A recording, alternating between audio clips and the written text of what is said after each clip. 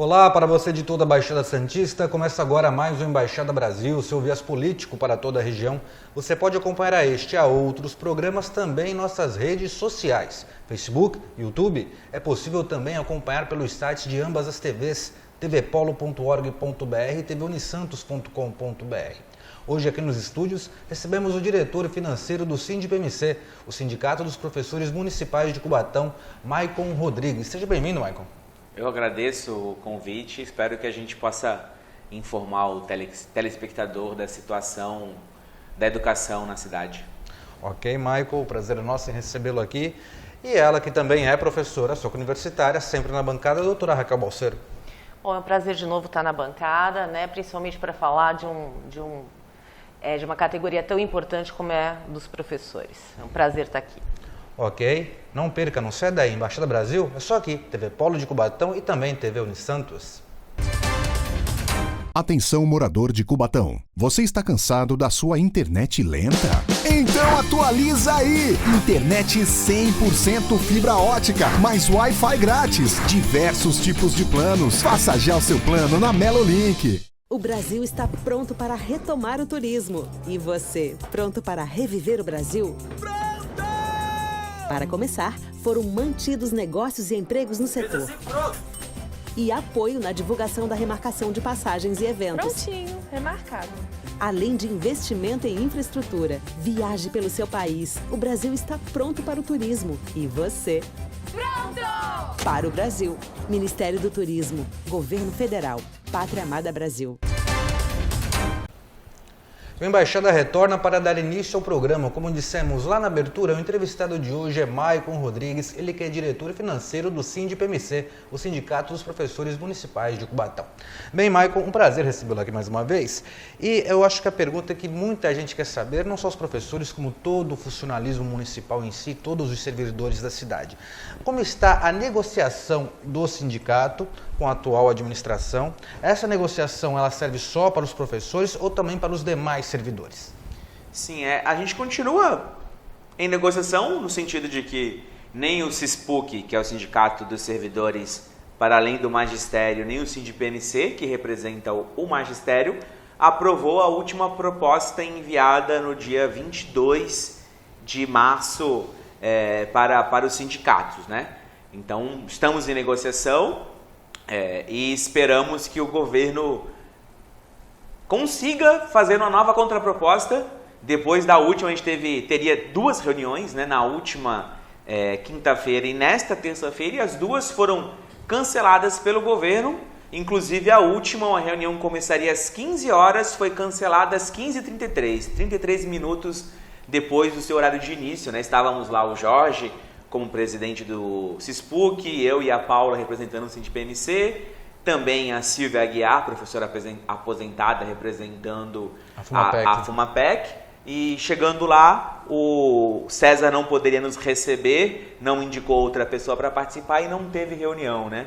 Demonstrando aí uma certa descaso do governo para com toda a categoria que anseia que a data base seja respeitada, que é abril, né? Para que a gente feche as negociações agora neste mês. Doutora Raquel.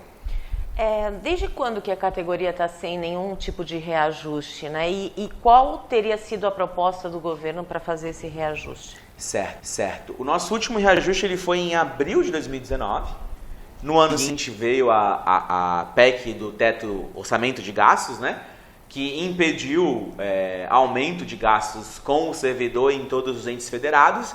Então nós ficamos 2020 e 2021 na nossa database de abril sem reajuste. E desde que a gente assumiu em setembro do ano passado, começamos a querer negociar com o governo, né? Tendo em vista, por exemplo, Praia Grande, que já em 2021 aprovou um reajuste para ser válido a partir de 1º de janeiro de 2022 e aprovou um segundo reajuste, fazendo com que aquele município não permitisse que o seu servidor tivesse perda inflacionária do último período, né? Então a gente pleiteia isso. Então a proposta do SINDI-PMC é de 22%, que nada mais é do que inflação, então a gente não quer aumento salarial, a gente quer apenas não ter o nosso salário. A última proposta do governo é de 10,06%, que é a inflação única e exclusivamente de 2021. Não é nem a inflação do último período de database, né, que seria de abril a março desse ano, né? Nos últimos 12 meses, o IPCA já está em 10,56. Além disso, também, os professores são compostos por 3 categorias, subcategorias, digamos assim, né? Porque está enquadrado diferentemente na tabela de cargos e salários da prefeitura. Fundamental 2, que é o nível H, Fundamental 1 e Infantil 2, que é o nível F10, e Infantil 1, que é o nível A1. As professoras de Infantil 1, as professoras de creche, para quem está nos escutando, desde os 4 meses, quando entra na escola, até os 3 anos, elas recebem hoje bem menos do que o piso, né, do magistério reajustado, cerca de R$ 900 abaixo do piso. Então a gente também pede que elas recebam o piso e, dentro do piso, o reajuste que for dado para a categoria. Além também da reposição inflacionária na cesta básica, que a gente recebe em dinheiro, via cartão, e no vale-refeição, que a gente recebe também num cartão para ser usado para alimentação. Acho que uma pergunta bem cabível é a gente vê o sindicato atuante, né? 7 meses que vocês estão à frente do sindicato, a gente vê muitas ações de vocês, principalmente na Câmara de Vereadores. A gente sempre vê o sindicato lá dentro cobrando, buscando posicionamento dos nobres edis aqui da cidade. Como tem sido o respaldo que vocês vêm tendo dos vereadores de Cubatão? Então hoje, para quem acompanha a cidade, sabe que a gente tem ali um grupo, hoje já posso dizer que são 6, né? 6 vereadores que não estão mais na base do governo, que hoje é os quais que a gente tem um bom diálogo e consegue questionar, encaminhar reivindicações, né? Para os outros 8, depende muito da causa, né? Eventualmente nos recebe, na grande maioria dos casos não nos recebe, né? Então é um pouco isso, mas quando a gente vai até a Câmara, a gente sempre protocola e fornece, né, as informações públicas de quanto o governo tem arrecadado, do quanto que está o gasto com folha, né, que são os limites legais, para que o vereador possa exercer com qualidade a sua função, né? Então a gente não vai única e exclusivamente falar com os 6 vereadores que hoje não estão na base de apoio do governo. A gente vai dialogar com o poder constituído, entendendo que cabe a eles fiscalizar o executivo, né? Ok, a produção está me informando que estamos chegando ao final do primeiro bloco, mas vocês não saiam daí. Logo, logo tem mais perguntas sobre como anda a negociação aqui no funcionalismo público de Cubatão com o Maicon Rodrigues, ele que é diretor do Sind PMC. Embaixada Brasil é só aqui, é na TV Polo de Cubatão e também na TV Unisantos. Alfa Segurança, portaria, monitoramento 24 horas, automação de portaria, câmeras e alarmes, tecnologia da informação, portaria virtual e limpeza. Alfa Segurança, contrate agora mesmo, 33240353, aqui na Vila Nova, em Cubatão. Alfa Segurança. O Embaixada retorna para dar início ao segundo bloco do programa. Como dissemos lá na abertura, o entrevistado de hoje é Maicon Rodrigues, ele que é diretor financeiro do Sind PMC, o Sindicato dos Professores Municipais de Cubatão. Bem, a doutora Raquel, que também é professora, vai iniciar o bloco com uma pergunta ao Maicon. Eu gostaria de saber quais são as condições das escolas municipais, né? Se elas realmente estão adequadas a toda essa questão da pandemia, se durante a pandemia os alunos tiveram acesso à educação, porque a gente sabe o quanto que isso foi difícil, não foi só aqui, mas em vários municípios, no estado, enfim, de um modo geral. Como a cidade de Cubatão conseguiu levar a educação para essas crianças e quais são as condições da escola hoje, né? Porque muitas ficaram fechadas por um período bastante razoável. Sim, infelizmente foram bem ruins, a gente tem que ser sincero com o telespectador, né? Durante todo o período da pandemia, que a gente teve as chamadas aulas remotas, né, não foi ofertado nenhuma condição para o professor fazer esse ensino remoto, né, ou seja, um plano de dados, algo nesse sentido. A gente o fez custeando esses processos e o pior ainda, não foi feito para os alunos, né? A família que tinha uma internet de qualidade, o aluno minimamente tinha contato, né, por mecanismos gratuitos que a gente conseguiu usar aí, de ensino remoto, de ensino híbrido, e teve acesso ao conteúdo. A maioria que não tinha esse acesso à internet não teve. né? Não foi fornecido material impresso, não foi comprado um chip para que esse aluno tivesse acesso à internet, como foram feitos em vários lugares, não foi entregue um tablet, por exemplo, também, como foi feito em vários outros lugares, né? A responsabilidade da educação nesse processo acabou ficando das famílias e dos professores das escolas, né? O Estado, digamos assim, se abdicou de fazer esse processo, não investiu nenhum centavo do que ele estaria economizando, né? Com o não funcionamento das escolas esse período todo.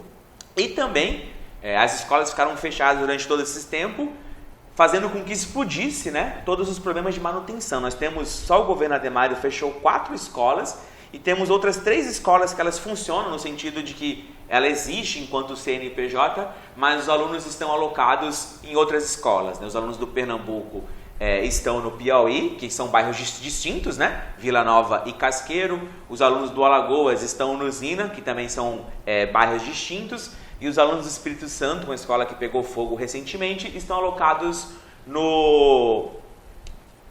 esqueci agora o nome da escola, fugiu. Desculpe, daqui a pouco eu lembro e falo. Então são 3 escolas que funcionam fora do seu processo e inclusive as reformas que foram feitas também muito ruins. Então a gente tem denunciado bastante, né? O telespectador que acompanha a televisão tem visto esses descasos. A gente fez um documentário também enquanto sindicato, denunciamos o Ministério Público porque não há uma manutenção consistente das escolas e não há um processo ágil de contratação via licitação para que as reformas mais estruturais sejam feitas. Maicon, diminuiu-se o número de escolas, porém o número de alunos não. A cidade tem que dar conta do seu quadro educacional. Como é que está para o professor lidar com essas escolas saturadas, com um número excessivo de alunos, lidar com alunos que talvez os professores não tenham um contato mais próximo com os pais, até porque os pais moram em outros bairros. Como é que ficou o trabalho do professor mediante toda essa logística que acabou sendo adotada na cidade com o fechamento de tantas escolas? Então, primeiro, só corrigindo a informação, o Milorena, que recebeu e recebe os alunos do Espírito Santo, né, que fica escolas próximas ali, nesse caso não precisa de ônibus. Então, o governo Ademar, quando ele assumiu, ele mudou as resoluções permitindo aumentar o número de alunos por sala. Cubatão, historicamente, tinha ali entre 20 e 25 alunos por sala no Fundamental 1 e no Fundamental 2, né, que são números condizentes com o que defende as pessoas que estudam pedagogia. Uma das primeiras ações do governo foi aumentar esse número de alunos máximos por sala, o que com toda certeza dificulta bastante. Nós temos hoje, por exemplo, muitas salas com 30, 35 alunos e também um processo que aí é muito mais nefasto ainda, de concentrar alunos de inclusão na mesma sala. Porque o governo ele não quer contratar o número de profissionais de apoio necessário. Então, se ele colocar 3 alunos com algum tipo de PCDs, né, pessoa com deficiência, que necessitam de inclusão, numa mesma sala, ele entende que pode deixar apenas um profissional de apoio naquela sala, o que também vai totalmente contrário a tudo que defende... Mas, inclusive contra a política nacional, contra a política nacional de deficiência, inclusão, exatamente.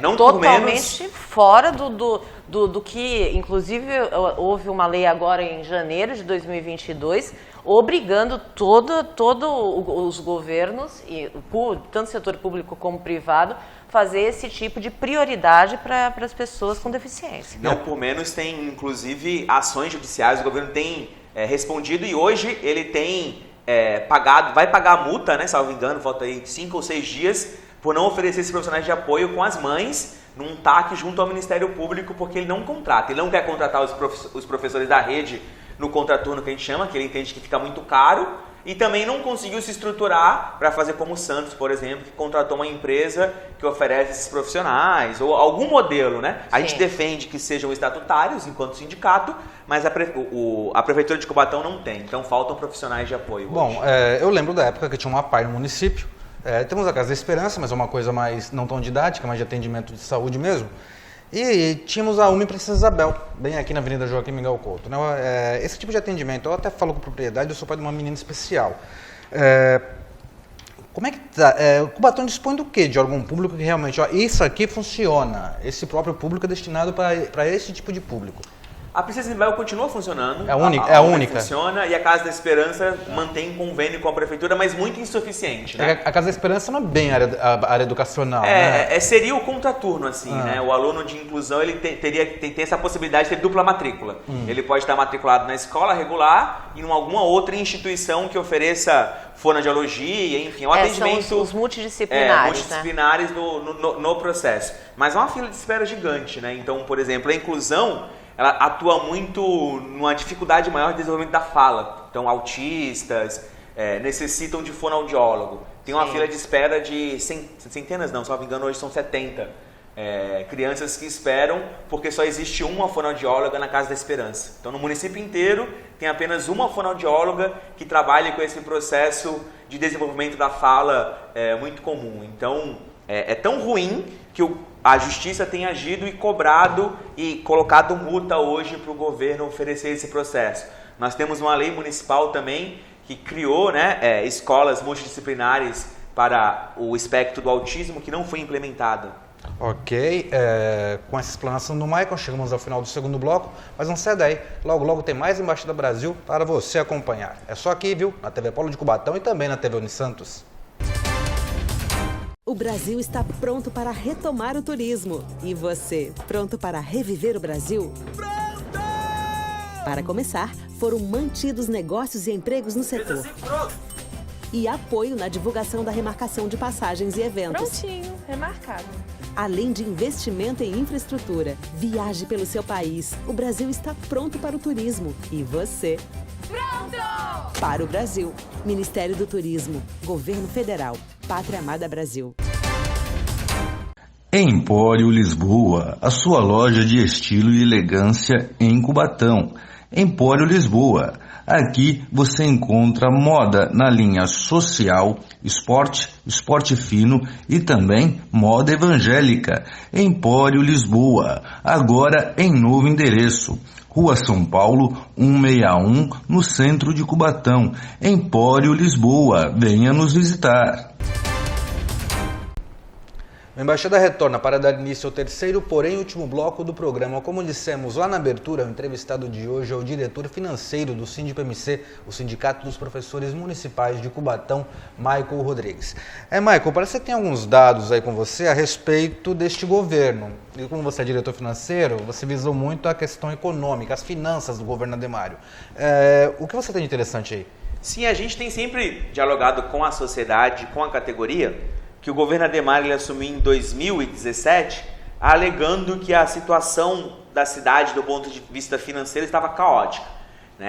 Naquele momento, o gasto com folha estava um pouco acima do limite prudencial permitido, né, que é 51,3%, e a prefeitura apresentou um balanço de 52%, e ele justificou então que ele teria que fazer uma reforma administrativa, cortando uma série de direitos, nós servidores, por exemplo, diminuiu o quanto nós recebíamos de férias, extinguiu algumas carreiras, fez uma série de modificações ao longo desses anos que fez com que o gasto com folha caísse.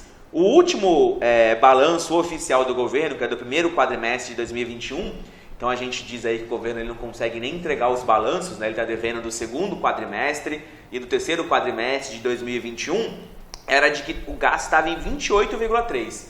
Então o gasto com folha caiu cerca de 25%, a receita do governo subiu um pouquinho acima da inflação, subiu cerca de 26%, e ano a ano, absolutamente, não estamos nem falando de corrigir pela inflação, o governo Ademário gasta menos com folha. Ele assumiu gastando 430 e em 2021 ele gastou 310 milhões. Não vamos nem precisar corrigir pela inflação. A grande pergunta que a gente faz é, para onde foi esse dinheiro?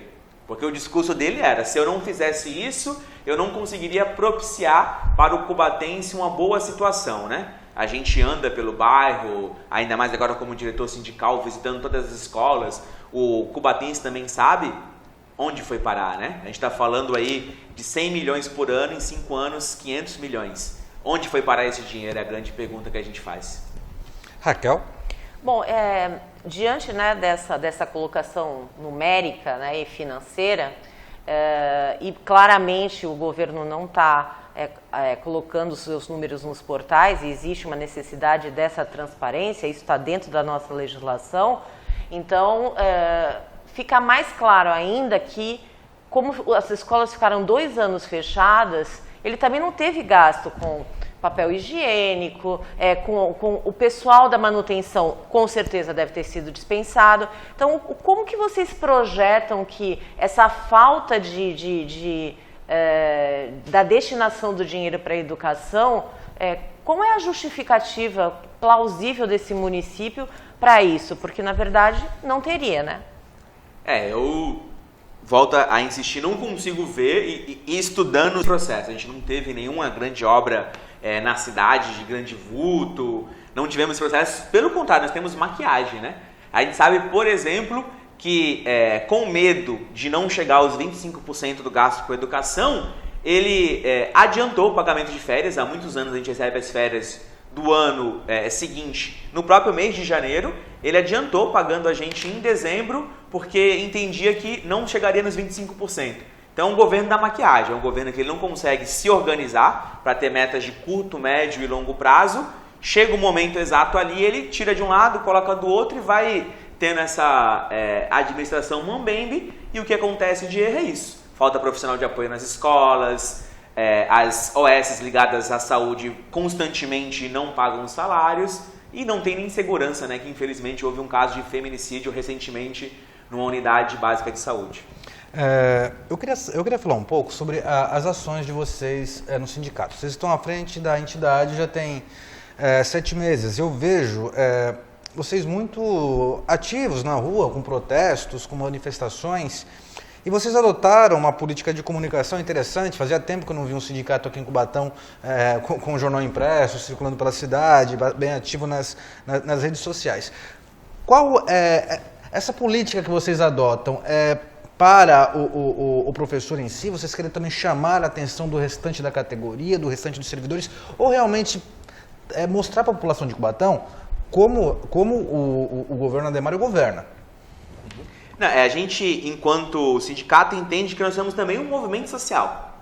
Um movimento social que tem questões de representação de classe, então a gente representa os professores e a equipe das escolas, né, do ponto de vista da Lei 22, mas enquanto movimento social a gente entende também que tem que dialogar com a população, né? Então a gente tem um jornal voltado para a categoria. Muito bem feito. Feito, né? Que a gente tem sempre aí o Pisa Ligeiro. E temos um boletim informativo que a gente intitulou de Bomba, fazendo alusão às bombas que foram jogadas no 28 de março. Fez 3 anos agora, né? 5 anos. 5 anos. Que a gente dialoga questões mais relacionadas ao cotidiano. Então a gente fez a denúncia em janeiro de como é que estava a situação das escolas antes das chuvas, e as chuvas demonstraram como que a gente estava correto. Então essa é a lógica de atuar enquanto movimento social. Quanto tempo, produção? 2 minutos, Raquel. A questão do professor, como é que o sindicato chegou a fazer algum tipo de estudo para ver como é que a educação, esses 2 anos perdidos praticamente com a educação, como é que isso vai ser reposto, como é que o professor vai conseguir gerenciar isso dentro da sala de aula? Sim, a gente cobrou que o governo fizesse o que a gente chama de avaliações diagnósticas, né? Do ponto de vista pedagógico, a gente tem 3 tipos de avaliação: diagnóstica, formativa e somativa. A diagnóstica que identificaria este processo, né? Em atividades de rede que a gente chama de todo o município. Isso não foi feito, algumas escolas fizeram, então o professor individualmente fez e tem cobrado processo de recuperação paralela. Né? Falta profissionais, então não tem funcionado a contento, mas a gente cobra o governo e cobra a sociedade que cobre o governo também, que é necessário recuperação paralela, né? A gente, enquanto professor, adapta atividades, né? Em Santos eu continuo em sala de aula, então na verdade você tem não uma sala de aula, mas 3, 4 salas de aulas dentro de uma sala de aula, dando atividades diferentes, e é fundamental que tenha recuperação paralela para que esses alunos recuperem o tempo perdido. Ok, Maicon, estamos chegando no final do programa. Eu quero agradecer imensamente a sua participação aqui. Acredito que quem está assistindo no Embaixada Brasil tirou muitas dúvidas de todo o conhecimento que você tinha para explanar aqui. Doutora Raquel, agradeço a senhora também piamente. E você tem 30 segundos para esta câmera.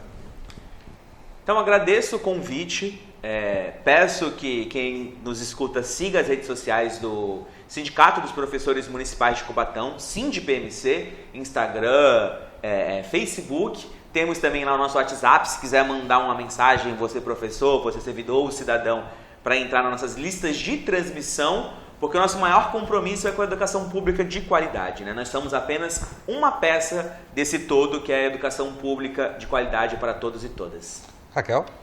Bom, o meu recado aqui é que a gente só transforma o país através da educação.